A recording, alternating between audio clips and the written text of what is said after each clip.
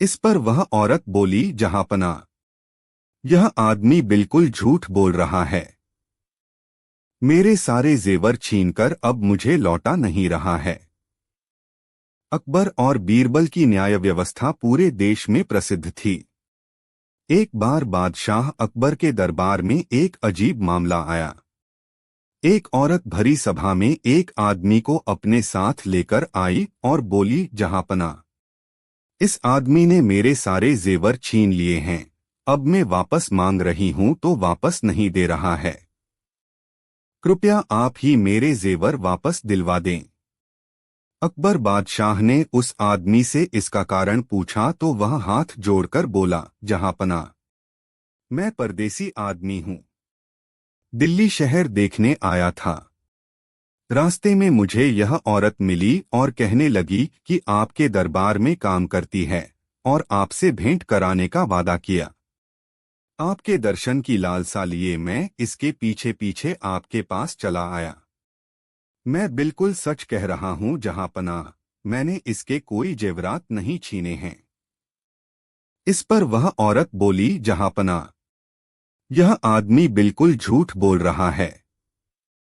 मेरे सारे जेवर छीनकर अब मुझे लौटा नहीं रहा है।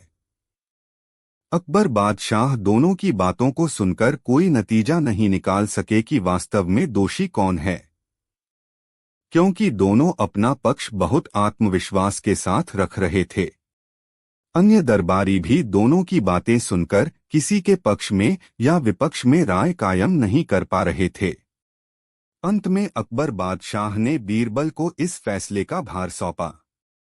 18 कपटी औरत। इस पर वह औरत बोली, जहांपना, यह आदमी बिल्कुल झूठ बोल रहा है। मेरे सारे जेवर छीनकर अब मुझे लौटा नहीं रहा है। अकबर और बीरबल की न्याय व्यवस्था पूरे देश में प्रसिद्ध थी।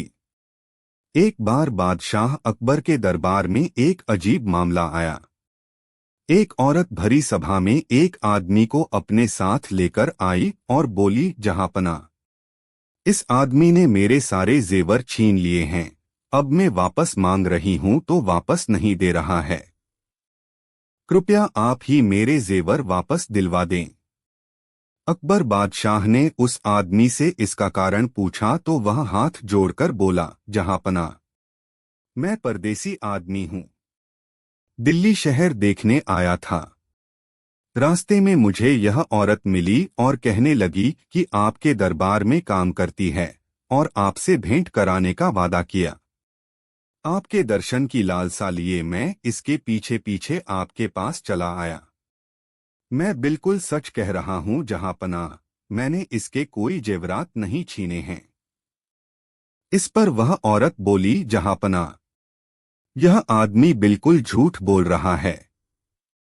मेरे सारे जेवर छीनकर अब मुझे लौटा नहीं रहा है।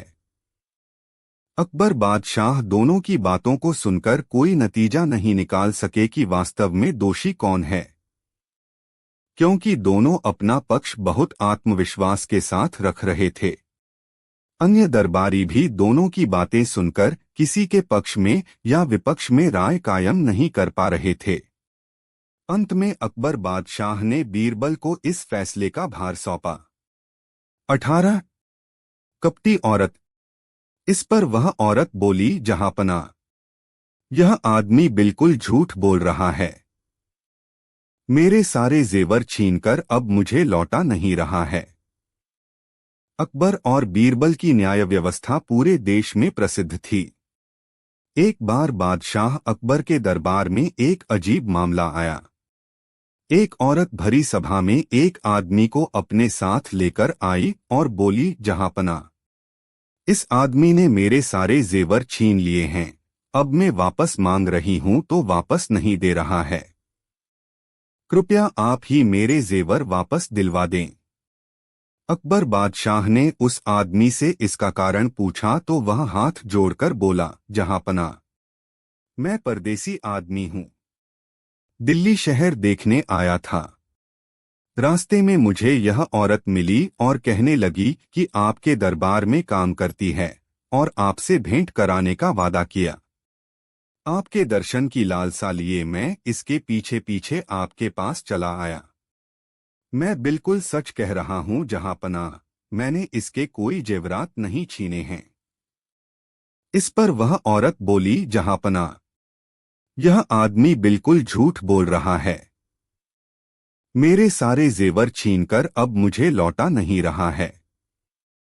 70। कपटी औरत। बीरबल पहले ही वहां उपस्थित रहकर दोनों का बयान सुन चुके थे। उन्होंने औरत से पूछा, तेरे जेवर की क्या कीमत थी?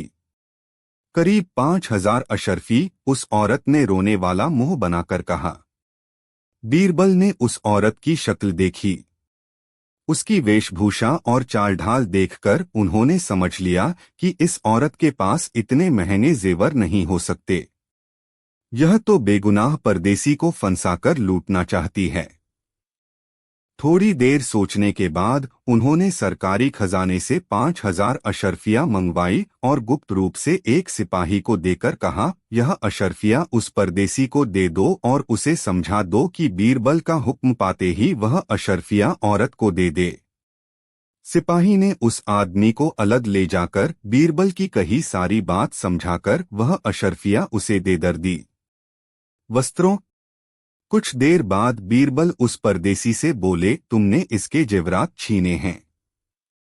यह औरत कभी झूठ नहीं बोल सकती, इसलिए तुम अभी इसे या तो इसके जेवरात वापस कर दो अथवा 5,000 अशर्फिया दे दो, फिर तुम छोड़ दिए जाओगे, नहीं तो जेल में डाल दिए जाओगे।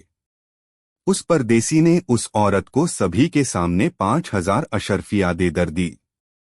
औरत उन्हें लेकर खुशी खुशी घर की ओर चल दी। कपटी औरत। 71। वह थोड़ी दूर हो गई होगी कि बीरबल ने उस परदेशी से कहा, जाओ और उसको सारी अशर्फियां छीन लाओ, उन्हें लेकर ही लौटना।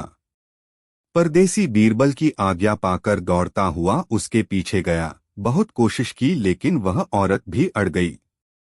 किसी भी प्रकार उसने अशर्फियां नहीं छोड़ो और उसका हाथ पकड़कर बोली, चल, जहां से अशर्फियों मिली हैं वहीं चलकर तुझे दे देती हूँ। औरत ने सोचा कि बादशाह और बीरबल उस आदमी को दंडित करेंगे। जैसे ही वह परदेसी उस औरत के पीछे अशर्फियों छीनने दौड़ा, बीरबल ने अपने 2 गुप्तचरों को वहां हुई घटना के बारे में सही सी खबर देने के लिए कहा। दोनों गुप्तचरों ने उस औरत तथा आदमी के आने से पहले ही वहां का सारा हाल बता दिया। इस बात से बीरबल को और भी विश्वास हो गया कि निस्संदेह यह औरत धोखेबाज है और परदेसी को फंसाकर धन ऐंठना चाहती है। थोड़ी देर बाद उस आदमी को साथ लेकर वह औरत सभा में उपस्थित हुई और बोली, जहाँपनाह, जो धन आपने मुझको दिलवाया है, उस धन को भी यह आदमी रास्ते में मुझसे छीन रहा था, लेकिन मैंने इसकी एक नहीं चलने दी और आपके सामने इसे ले आई हूं। आप स्वयं अपनी आंखों से देख लीजिए। यह सुनकर बीरबल ने उस औरत से पूछा, यह तुमसे अशर्फियां छीन पाया या नहीं? इसने कोशिश तो बहुत की पर मैंने छीनने ही नहीं दिए, औरत ने विजयी होने वाले भाव से कहा। बीरबल ने डांटकर उस औरत से कहा, जिस आदमी के पास तुझसे अशर्फियां छीनने भर की भी ताकत नहीं है, वह जेवरात कैसे छीन पाया होगा? तू झूठी है, अशर्फियां अभी वापस कर। यह कहकर बीरबल ने बेंत से उस औरत को पीटने की आज्ञा दी। मार खाने के डर से औरत ने अपना अपराध स्वीकार कर लिया और अशर्फियां वापस दे दी और माफी मांगने लगी। बाद में बीरबल ने उस औरत को तुरंत जेलखाने में डलवा दिया तथा उस परदेसी को बाइज्जत थोड़ा धन देकर विदा किया। बीरबल की इस चतुराई एवं न्याय से सभी दरबारी अत्यंत खुश हुए। अकबर बादशाह को तो यह न्याय बहुत ही पसंद आया। शिक्षा। अपराध कभी छिपता नहीं, युक्ति से वह पकड़ में आ ही जाता है। 19। बेगम बहक गईं। बेगम अपने भाई की कही बात को नहीं टाल सकीं। उन्होंने अकबर बादशाह को भड़काने का भरपूर प्रयास किया, लेकिन उन्होंने एक बात न सुनी। बीरबल बादशाह अकबर के नवरत्नों में से एक थे और बादशाह बीरबल को बहुत अधिक पसंद करते थे। इसीलिए उनके दरबार के अन्य दरबारी, कर्मचारी तथा रिश्तेदार बीरबल से ईर्ष्या करते थे। वह लोग किसी न किसी बहाने बीरबल को उसके पद से हटवाना चाहते थे, किंतु बीरबल की बुद्धि के आगे उन्हें हार माननी पड़ती थी। काफी कोशिश करने के बाद बीरबल के विरोधियों ने जब यह समझ लिया कि इस तरह से उनको हटाना संभव नहीं है, तब उन सबने मिलकर बेगम के भाई को भड़काते हुए उससे कहा, आप तो महाराज के रिश्तेदार हैं और बुद्धिमान तथा कुशल भी हैं, फिर भी आप जैसे कुशल व्यक्ति के रहते अकबर बादशाह एक हिंदू को अपना प्रधानमंत्री बनाए, इसमें सबसे ज्यादा आपका ही अपमान है। इस प्रकार की बातें कहकर समझा बुझाकर उसे बेगम के पास भेजा। बेगम के भाई ने दीवान का पद पाने के लालच में अपनी बहन के पास जाकर बीरबल की बहुत बुराई की और अकबर बादशाह को बीरबल के विरुद्ध भड़काने और पद से हटाने का भरपूर प्रयास करने को कहा। बेगम अपने भाई की कही बात को नहीं टाल सकी। उन्होंने अकबर बादशाह को भड़काने का भरपूर प्रयास किया, लेकिन उन्होंने एक बात न सुनी। बेगम ने जब यह देखा कि इस तरीके से अकबर बादशाह की मति नहीं बदली जा सकती, तो वे अपने स्त्री सुलभ शस्त्रों अर्थात त्रियाचरित्र को दिखाने का प्रयास करने लीं। बेगम बहक गई। 73। दूसरे दिन रात को जब अकबर बादशाह महल में आए तो रोजाना की तरह न तो बेगम ने उनका स्वागत ही किया और न ही कुछ बोलो।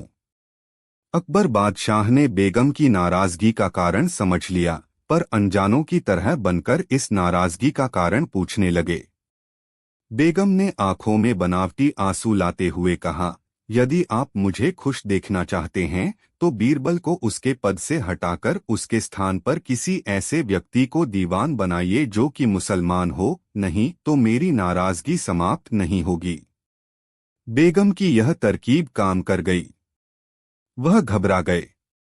कुछ देर चुप रहकर सोचने के बाद वह बेगम से बोले, बिना किसी अपराध के बीरबल को निकाल देने से जनता बिल्कुल भी खुश नहीं होगी और विद्रोह भी कर सकती है।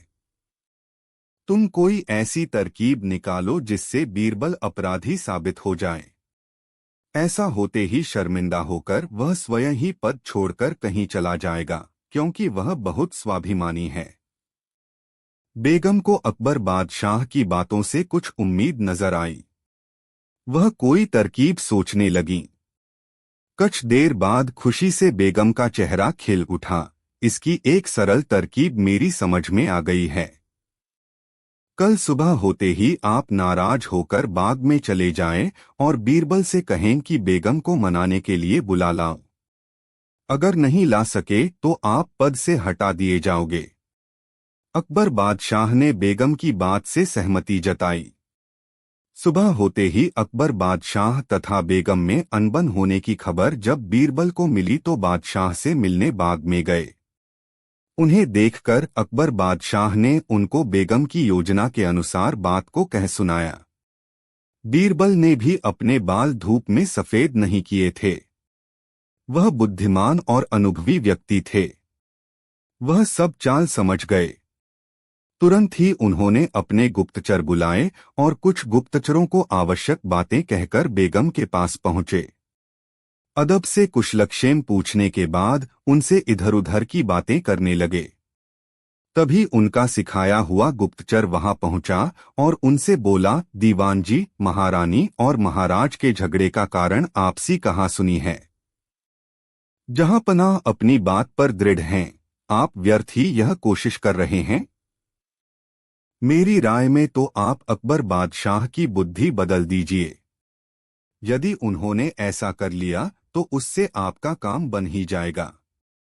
0209 दोपहर के 3:18। सुनील कुशवाहा 813320। अनोखा न्याय। बूढ़े ने पहले तो यह सोचा कि उसका मित्र मजाक कर रहा है, लेकिन जब उसकी बातों के रंगढंग को देखा तो उन्हें विश्वास हो गया कि वह अशर्फियां वापस देना नहीं चाहता है। एक वृद्ध सज्जन किसी आवश्यक कार्य से नगर के बाहर जा रहे थे। उनके साथ घर के अन्य सदस्य भी जा रहे थे। उन्होंने जीवन भर मेहनत करके 1000 अशर्फियां जमा की थीं। घर छोड़ने से पहले उनके सामने इन अशर्फियों की सुरक्षा की समस्या पैदा हो गई। उनके चले जाने के बाद घर बिल्कुल अकेला हो जाता, इसलिए उन अशर्फियों को घर में छोड़ना ठीक नहीं था। चोरी का भी डर था। परदेश में नकदी साथ लेकर जाने में लूट, चोरी और जान का खतरा था। नगर में उनका एक घनिष्ठ मित्र रहता था जिससे जवानी के दिनों से उनकी मित्रता थी।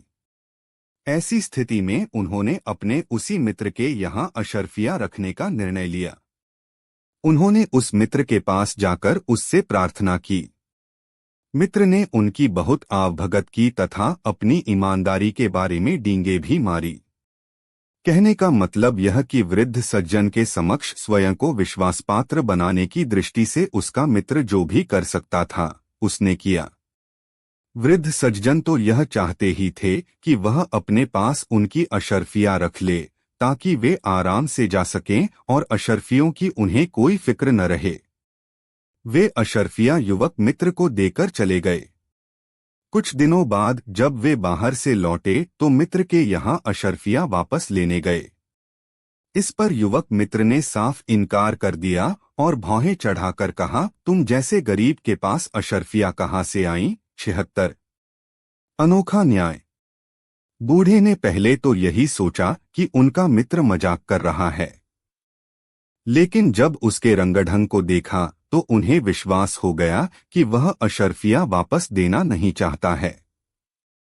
तब बूढ़े ने उससे गिड़गिड़ाकर प्रार्थना की, देखो मेरे पास सिवा उन अशर्फियों के और कुछ भी नहीं है। मैं तो दर दर का भिखारी बन जाऊंगा। वही मेरे जीवन भर को पूंजी थी। आप भले आदमी हैं, हमारी पुरानी मित्रता है, मेरी परेशानी में काम आए हैं, फिर आपको ऐसी बात शोभा नहीं देती। आपको मेरा धन वापस कर देना चाहिए।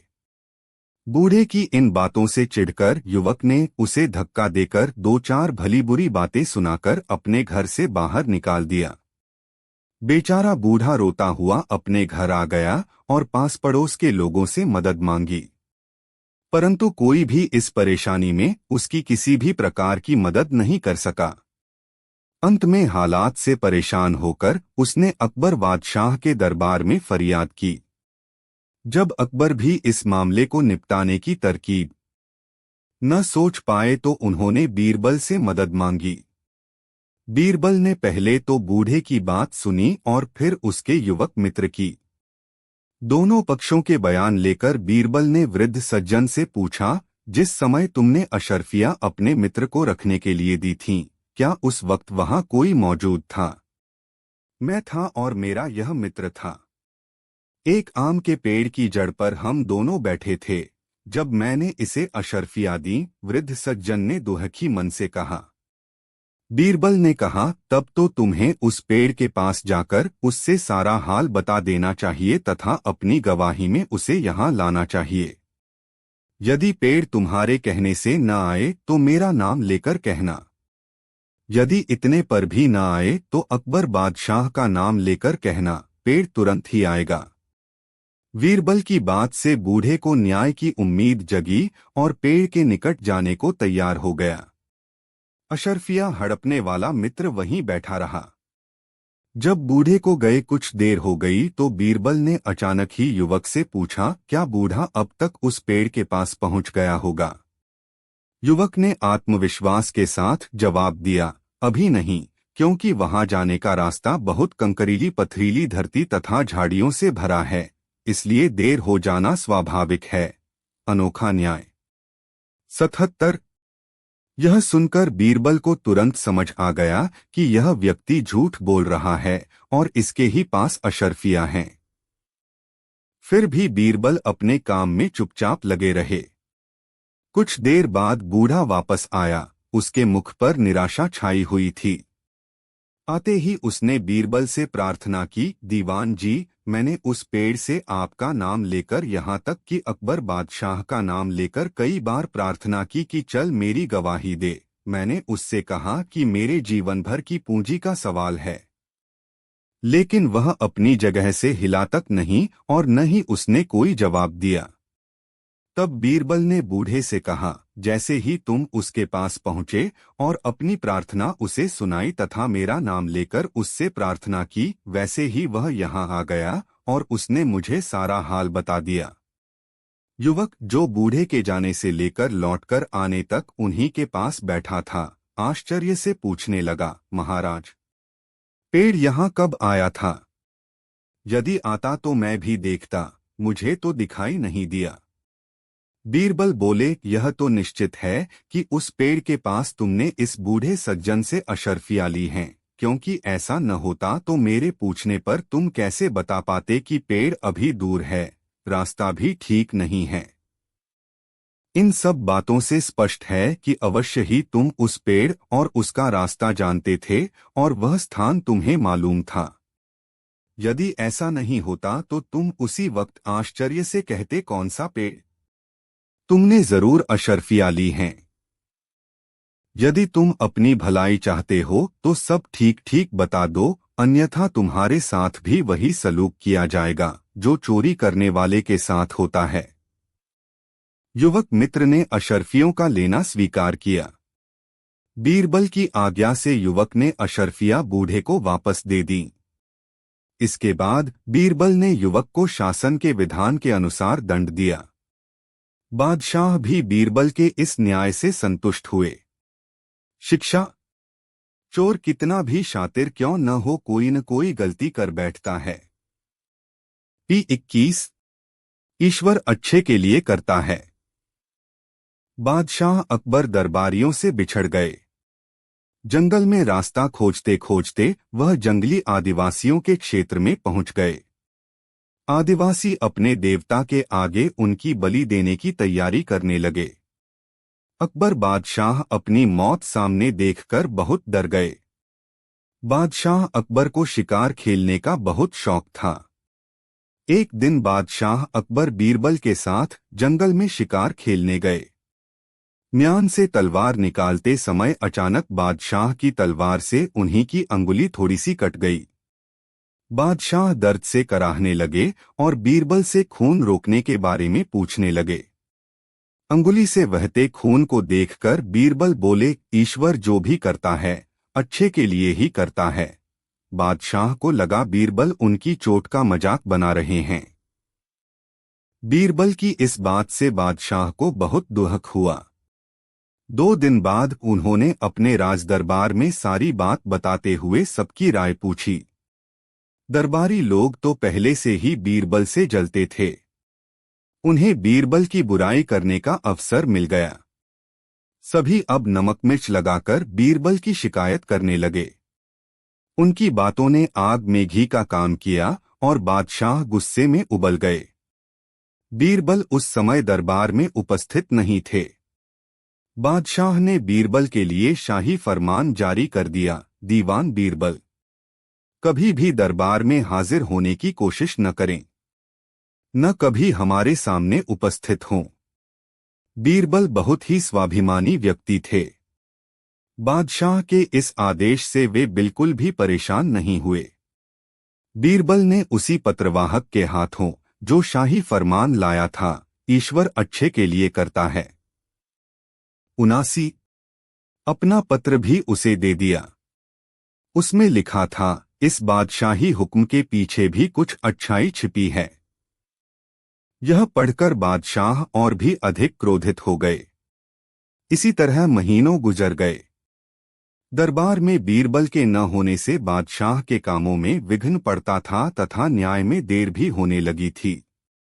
साथ ही सच तो यह था कि उनका मन भी नहीं बहलता था, किंतु फिर भी बादशाह ने नाराजगी के कारण बीरबल को बुलाने की कोई जरूरत नहीं समझी। वे सोच रहे थे कि बीरबल खुद आएंगे, वह क्यों अपनी बात से पलटें, आखिर वे बादशाह हैं। दृढ़निश्चयी बीरबल ने भी अकबर के दरबार की ओर मुंह उठाकर नहीं देखा। यदि अकबर बादशाह थे तो वह भी एक सूबे के राजा और पक्के हठी थे, उनका आत्मसम्मान उन्हें झुकने नहीं दे रहा था। समय के साथ साथ बादशाह को बीरबल के आने की कोई उम्मीद नहीं रही। एक दिन बादशाह का महल में मन नहीं लग रहा था और दिल बहलाने के विचार से वे कई दरबारियों के साथ शिकार खेलने चले गए। गलती से बादशाह अकबर अपने दरबारियों से बिछुड़ गए। जंगल में रास्ता खोजते खोजते वह जंगली आदिवासियों के क्षेत्र में पहुंच गए। आदिवासी अपने देवता के आगे उनकी बलि देने की तैयारी करने लगे। अकबर बादशाह अपनी मौत सामने देखकर बहुत डर गए। एक आदिवासी अपने देवता को बलि भेंट करने के लिए गंडासे से उनकी गर्दन काटने ही वाला था कि अचानक उसकी दृष्टि बादशाह की कटी अंगुली पर पड़ गई। अपनी भाषा में वह चिल्लाकर बोला, इस आदमी की बलि नहीं दी जा सकती। यह तो खंडित है, देखो इसकी अंगुली कटी हुई है। इस प्रकार बादशाह उन निर्दयी आदिवासियों के चंगुल से कटी अंगुली होने के कारण छूटे। बादशाह दौड़ते भागते जैसे तैसे अपने महल पहुंचे। अपने महल में वापस आने पर अचानक ही उन्हें बीरबल की कही वह बात याद आ गई। उन्होंने मन में सोचा कि बीरबल ने सच ही कहा था कि ईश्वर जो करता है अच्छाई के लिए करता है और सत्य बात के लिए मैंने उसे दरबार से निकाल दिया। यदि उस दिन मेरी अंगुली कटी न होती तो आदिवासी अवश्य ही मुझे बलि चढ़ा देते। मैंने बीरबल की बात की अवहेलना की, जिसका परिणाम यह हुआ कि जान जाते जाते बची। 80 ईश्वर अच्छे के लिए करता है। अब बादशाह अकबर अपने किए हुए काम पर बहुत पछता रहे थे। उन्होंने अपनी गलती सुधारने का निश्चय किया और वह स्वयं ही बीरबल के घर पहुंचे। बीरबल ने उनका सम्मानपूर्वक सत्कार किया और उच्चासन पर बैठाया। बादशाह बहुत खुश हुए और बीरबल को गले लगाकर रुथे गले से भारी आवाज में बोले, मुझे मेरे अपराध के लिए क्षमा कर दो बीरबल।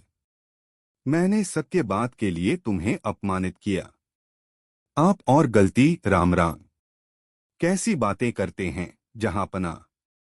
यदि आपने दोबारा इन शब्दों का उच्चारण किया तो मैं निश्चय ही जीतेजी नरक में चला जाऊंगा, बीरबल ने अनजान बनते हुए कहा। बीरबल के मन में इतना सम्मान और प्रेम देखकर बादशाह मुस्करा पड़े। फिर उन्होंने पिछली रात की सारी बातें बीरबल को विस्तार से बताईं और कहा, तुमने जो बात उस दिन मेरी अंगुली कटने पर कही थी उसका एक एक शब्द सत्य प्रमाणित हुआ। बीरबल चुपचाप सुन रहे थे। बादशाह पुनः बोले, हमारे शाही फरमान के पीछे तुमने लिख भेजा था कि यह बादशाही हुक्म अच्छे के लिए ही हुआ है, इसका क्या मतलब हुआ? मतलब साफ है हुजूर। यदि मैं दरबार में उपस्थित होता तो कल मैं भी शिकार के समय आपके साथ जाता। आप तो अंगुली कटी थी, आंख खंडित थे, इसलिए साफ बच जाते। पर मैं बेमौत मारा जाता, आदिवासी आपकी बजाय मेरी बलि अवश्य चढ़ा देते, बीरबल ने अकबर से कहा। बीरबल की यह बात सुनकर बादशाह बड़े खुश हुए। वे बीरबल को तुरंत अपने साथ पूरे सम्मान के साथ दरबार में ले आए। बादशाह अकबर द्वारा बीरबल को दिया जाने वाला यह सम्मान देखकर दरबारीगण जल उठे।